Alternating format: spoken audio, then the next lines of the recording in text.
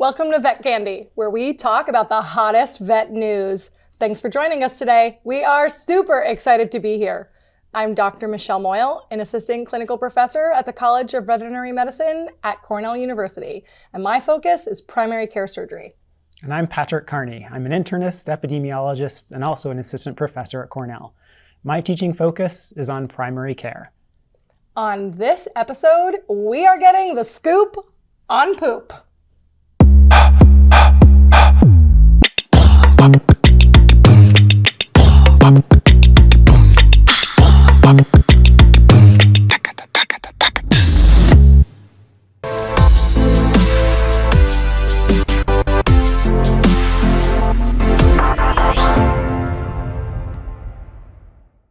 One in two dog parks have worms? Interceptor Plus is a monthly chew that protects your dog from not only heartworm disease, but all 5 major worms. Test dogs for heartworm infections prior to use. Reported side effects include vomiting, diarrhea, and lethargy. Interceptor Plus. Ask your vet today. So, what's new in poop?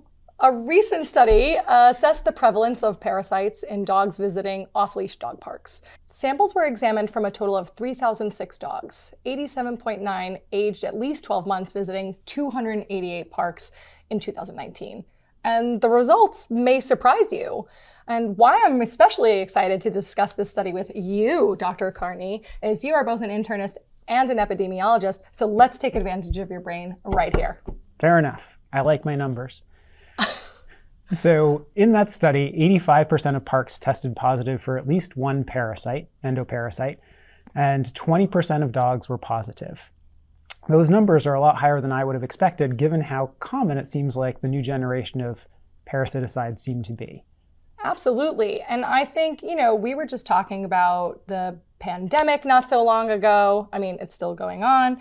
And that dog parks are an easy way for many young people, right? There are dog parks in apartment buildings now. I had it in the last place I lived. We're in a college town. There are dog parks. So a lot of young people, young and old, are bringing their pets to dog parks to run around. And now we're hearing these numbers. Yeah, it's kind of alarming. So I think the first thing to note is that the prevalence of the parasites decreased with age. So the ones I'm most concerned about are dogs 4 and younger. Older dogs seem to be resistant to some of the more common parasites like Giardia. And certainly probably the most substantial percentage of parasites was Giardia in that study. Yes, and I think, our patients who are incredibly young are more apt to develop Giardia. Absolutely. If I see diarrhea in a puppy, Giardia is high on my list.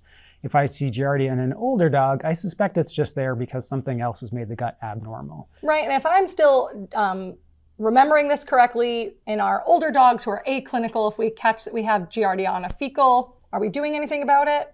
We're not. We're usually just ignoring it. We used to be really worried about it as zoonotic, and we've come to realize that at least for Giardia, and this is certainly going to be different for some of the other parasites, but at least for Giardia, it's not really a zoonotic risk. It tends to stay in its lane in terms of species.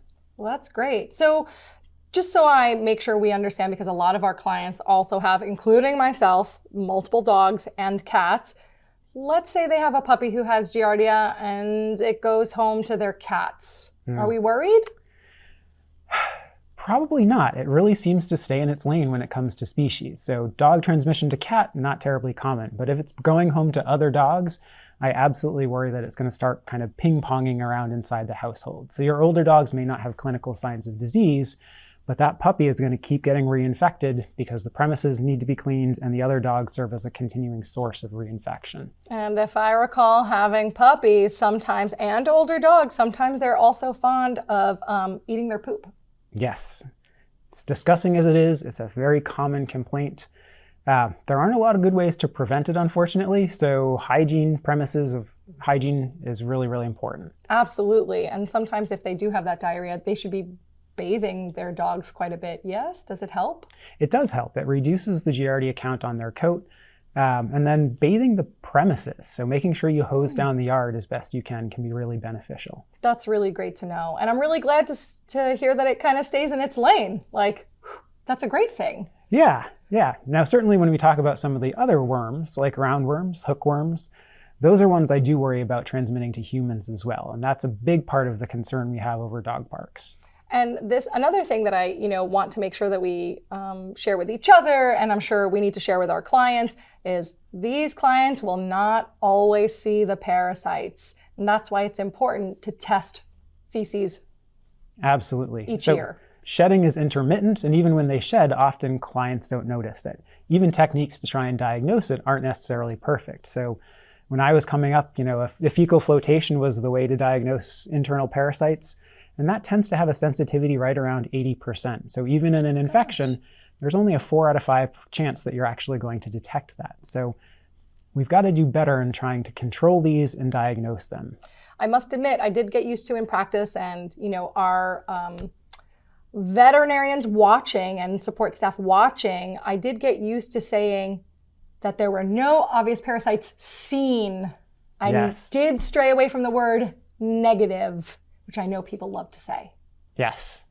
I think the negative really gives the impression that the test is the be-all and end-all, and we know it's not true. The test can absolutely be wrong, especially in low parasite burdens.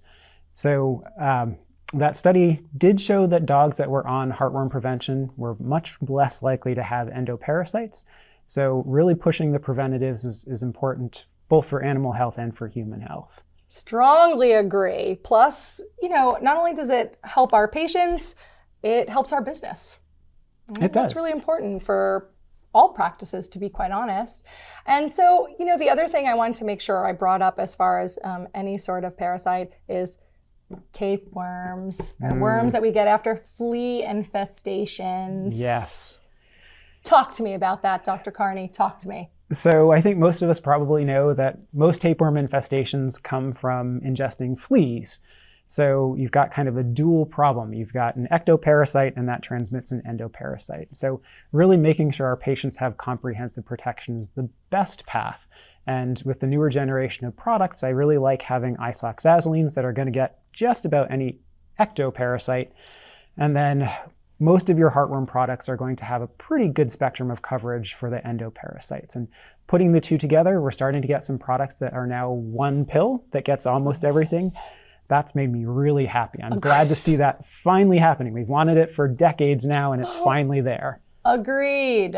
So again, it all boils down to using the right product now that we have many more available, and educating our client, right? Because I'm sure we've all had people just say, oh, my animal has fleas, I just have to treat the fleas. Right. And here we are, making sure that they don't have parasites from them. Certainly. There's more to the picture than just the fleas you see. I think another issue that's really important is that the products that we're talking about don't necessarily get everything. So while I'm really happy, we've got much better control than we ever had before, there's still a possibility of parasites in dogs and cats that are on preventatives. So Companion Animal Parasite Counselor recommends that young animals under 1 year of age get 4 fecal tests a year, and older animals get 2 tests per year.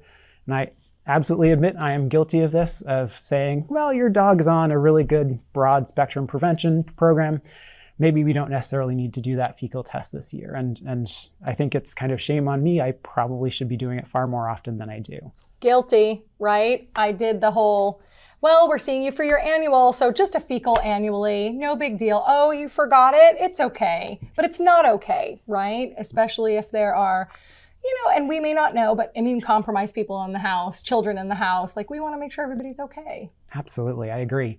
So keep pushing that parasite prevention and keep working on getting fecal samples. I know we have a kind of a generational shift there as well. We have our clients that were trained for years to bring in a fecal sample at every visit. Absolutely. And I feel like there's a newer generation coming up where they haven't been trained to do that, and maybe we need to turn the ship around on that. Yes. Get more poop. That's the answer. Agreed. Yes. And Patrick, earlier we were having some discussions on all of the animals that have been adopted during the pandemic. And now, in some places, there have been a shortage of adoptable animals, and veterinarians may not be thinking about that because they're just seeing new patients. And so a lot of these clients are getting their animals almost, I'm going to use the word imported. It's not like that. Rescue groups are doing wonderful things, and they're bringing in all sorts of beautiful animals and beautiful pets from other countries, the South, right? Some islands. And so they may come with some parasites that we're not anticipating, or maybe we do routine deworming and have no parasites seen on one fecal and then are not treating them. So I think what I really want veterinarians to understand is that we have to know the history and where these animals come from and anticipate what could affect them. Right. For a very long time, most adoptions were local. You might go a couple states over for a purebred dog, but if you're going to your local shelter, it was going to be a local dog. And that's certainly not the assumption anymore. It could be another state, it could be another part of the country, or it could be international. So really being aware of those.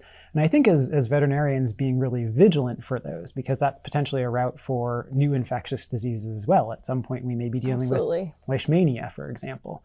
So just being on the lookout for things that are a little bit unusual, and always remembering to think about where a pet is from when you're thinking about what risks it might have. The sandfly. Exactly. Leishmania is the sandfly. I remember that. Nice. Thanks. Thank you for that. Thank you.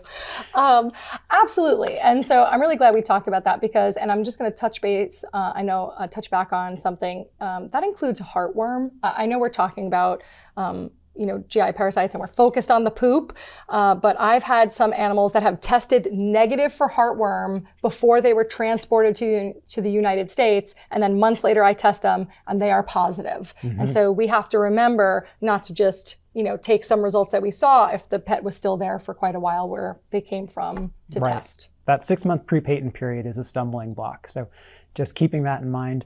I'd also say that often the endoparasites could be kind of a sentinel event for a heartworm. So if a dog is not on a preventative, it's more likely to develop endoparasitism, and that includes heartworm. So if you're seeing a dog that has a heavy hookworm burden, for example, kind of go back through the history and see if that's a dog that might also be at risk for heartworm and consider testing again in 6 months.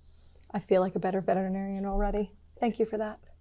Sure. So talk to me about things like resistant hookworms.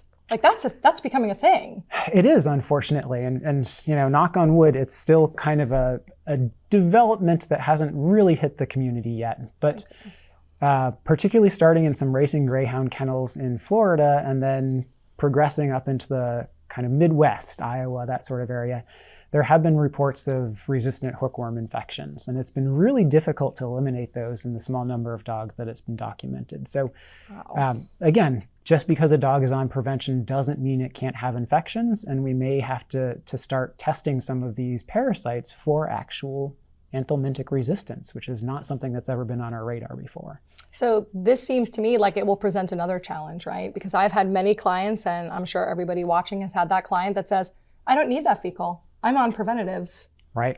And they are great products, but nothing is 100%. So always being vigilant and because this is a new situation, always making sure you're staying up to date and attending continuing education is a key point. Absolutely. So keep recommending those fecals. Obviously, it's up to the client to say yes or no, but we're going to do our thing and we're going to say, let's do it twice a year in adults, 4 times a year in puppies. Make sure we get them all. But now there may be some stuff on the horizon to help us with some of those parasites, yes? Yeah, so I mentioned a little while ago that fecal flotation is kind of the old standard. It's still a good test. It's cheap. It's available everywhere. I think a lot of clinics still have the ability to run it in practice, but it's not the best if you have especially low worm burdens or intermittent shedding of ova. So there is a new generation of tests that's becoming available now. They're using more advanced antigen detection techniques. So fecal antigen testing or copro antigen testing. Those are really becoming widely available. And I don't know that a lot of people are really aware of it. Oftentimes it's the combination of a flotation with a fecal antigen test that's going to offer the best diagnostic accuracy. If our veterinarians watching had to pick one test for a client that maybe didn't have the funds to do both, do you have an opinion on which they could pick? I do, and I think it's going to be a moving target, but at the moment the fecal antigen tests are very parasite specific. So cost-wise, it's probably going to cost more to do antigen testing for a variety of parasites, whereas that fecal flotation does catch the majority. And Giardia is always one of the trickier ones. But for the ones I really care about, a fecal flotation is probably still the cheapest. Again, just recognize it's not catching them all, and so you've got to be diligent. So a little bit of a shotgun approach. Look for them broadly. then we can kind of go from there if we had to choose. But it would be lovely to choose both if we could. Right. And if I highly suspect something, I'm going to add on that fecal antigen. Great. So Michelle, we've been talking a lot about how veterinarians, we as veterinarians, can try to improve pet health with parasite control and prevention. But that's only half the equation. The other half is the client. So Michelle, do you have any tips on how we can help clients understand the importance of parasite prevention and how we can try to maximize compliance with the products? Yeah, I think that's a great question. And so I am sure we have all faced that scenario where a client is in for an appointment and we're like, you're due for that refill of heartworm prevention. Do you need it? And they're like, oh, no, I still have plenty. And you're like, you shouldn't have any, right? Mm-hmm. And so that's kind of a common thing that occurs with our practice. And so I think it's a couple of things. Obviously, understanding the importance just comes down to education, right? Now, the other question is, if we have the time to educate, I hate to make it sound like that. I think the majority of us do a really good job of making sure they're educated. So maybe that's something that, after you're done with vaccines or whatever other exam, that you can utilize a technician or an assistant to say, hey, I just wanted to make sure that Dr. Moyal said, this is super important, and train them to educate the client so they understand how important it is. As far as reminding them, that gets a little tricky. So what I would tell you is, I think an app-based reminder is a great idea. Like, ding, time for Fluffy's heartworm, right? So we really want to make it super easy. But remember, not everybody accesses apps, or like we could do a dedicated email that happens once a month, let's say, for heartworm preventative or just the preventative in general. And so, some people, and I would do this, I would put my logo on a sticker and just put it on the calendar, right? On the day that it's due each month, a hospital logo right on the day that the heartworm is due.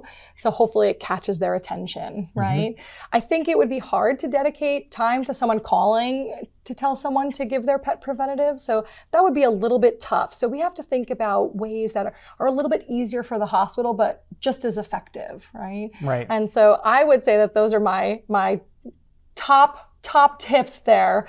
You can also give incentive to people who give every, like their whole year's supply, maybe like a little prize. Of course, we might not know if they're cheating or not, but I think most people would be on the up and up with that, True. Like a 13th dose for free if they give all 12.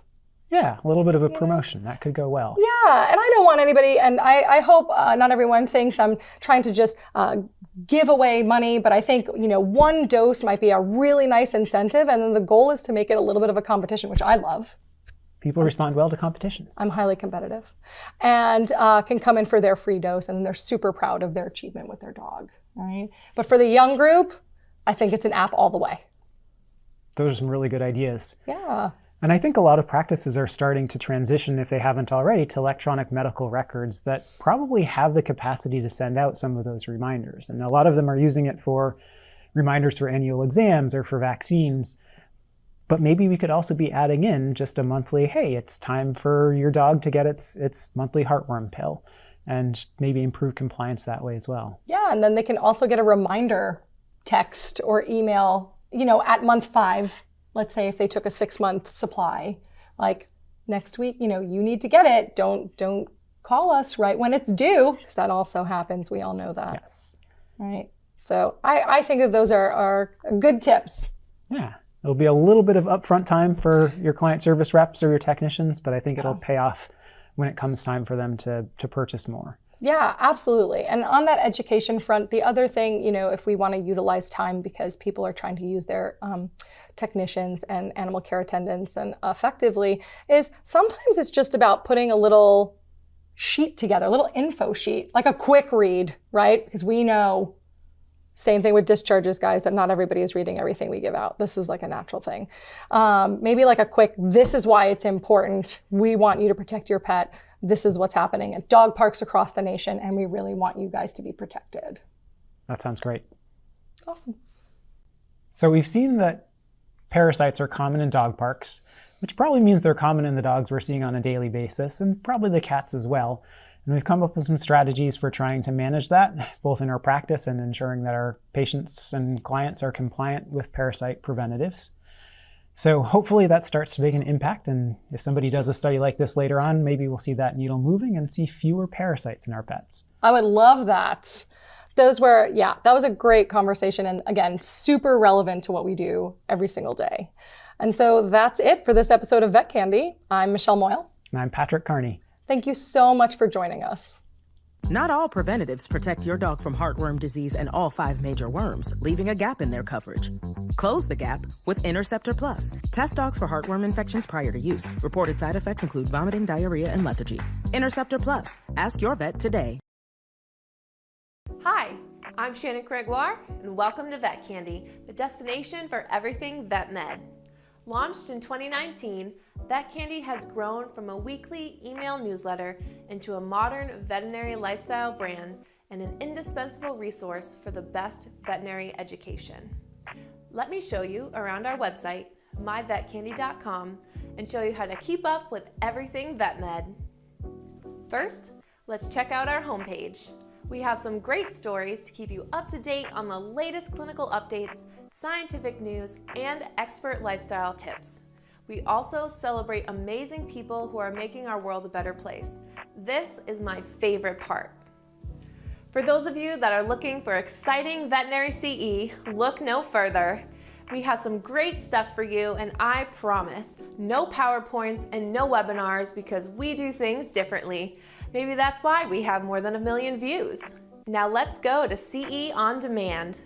Here you will find videos that are all RACE, New York State, and CPD approved for veterinary education credits.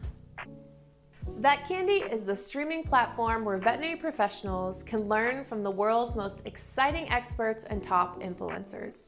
Stream anywhere, anytime, and at your own pace. What I love most is that our videos are studio quality, shot and edited in 4K so you can stream them in 1080p. And best of all, Vet Candy's entire collection of more than 75 continuing education videos can be streamed anywhere, anytime, for free. And you can also select up to 12 different languages to watch them by selecting the language of your choice in the subtitles. So, how do you get your CE credit after watching an eligible video? It's simple. All you need to do is watch the video and then pass the quiz. Click on the Take Quiz button. This is the button below the video that takes you to an online test. When you pass the quiz, you will instantly receive an email with a PDF with your certificate of completion. It really is that easy. Next, we have a variety of Vet Candy original shows, from talk shows to rounds and games. There's something for everyone, and we are committed to bringing in diverse voices and unique perspectives. Let's look at our master courses. We have 4 master courses right now, and more are coming soon. We have ophthalmology, which is taught by veterinary ophthalmologist Dr. DJ Heusler, toxicology, taught by criticalist Dr. Carrie Hemmelgarn, surgery, taught by board-certified veterinary surgeon Dr. Philippa Pavia, and respiratory disease, which is taught by Dr. Anthony Gonzalez. For our master courses, there are 8 modules for each course. Watch each module and then click on the link that says Take Quiz, and it will take you to an online quiz. When you pass the quiz, you will receive your certificate of completion of the course, plus a link to download some tools to help you celebrate and share your accomplishments. You just click on that link and it takes you to the tools. So that's it for the tour of Vet Candy. I hope you enjoyed it, and thank you for watching.